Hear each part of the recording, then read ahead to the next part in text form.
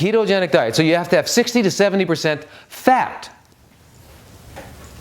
Okay, so most people say, yeah, that's the Atkins diet. Right, I can eat a cheese and sausage omelet and with a side of bacon.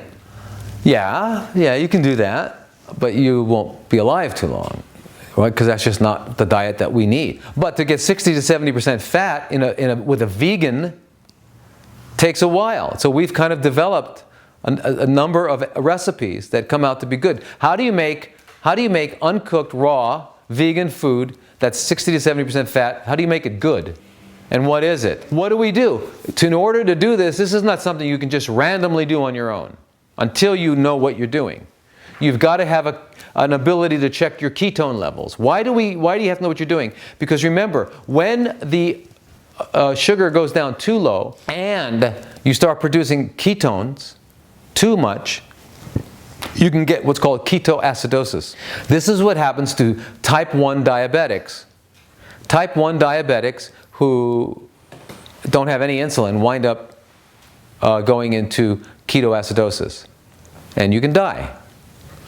So it's not something you can just lightly do. You need to do it with medical supervision, with a group that knows what they're doing, what they're looking for. And you keep your ketones, you measure your ketones a couple times a day, keep them at a certain point, and measure the pH of your urine and all that. You keep it balanced so that you're okay. So 6 weeks. You do 6 weeks of it. Once you leave here, you can have a regimen where, and you can figure it out on your own. You can do 1 month of ketogenic diet, followed by 2 or 3 months of eating a healthy 80-20. Now remember, if you say, I want to eat a little bit of cooked food, I want to eat a little bit of steamed vegetables, I want to eat a little bit of this stuff, or whatever it is, you have to understand, it's not that you ever need this stuff. You're doing it to feed your tongue. But that's okay. It's okay to do things to feel good, because you have to. If you don't feel good about what you're doing, if you feel like you're a victim or you're deprived, that's not good.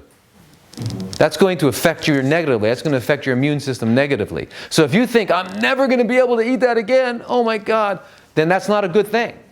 So we have to allow an 80-20 realistic. 80% really good, healthy, and then 20%, you do other things, but don't make them really bad. You don't make it a cheeseburger.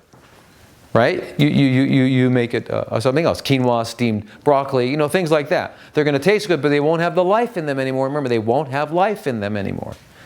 They won't have energy in them anymore. Okay, so as a maintenance thing, so let's say you do 3, 4 months, 2 months, whatever, depending on your situation, you'll know it, of eating that way, and then followed by a month, or if you have to, 6 weeks of a ketogenic diet.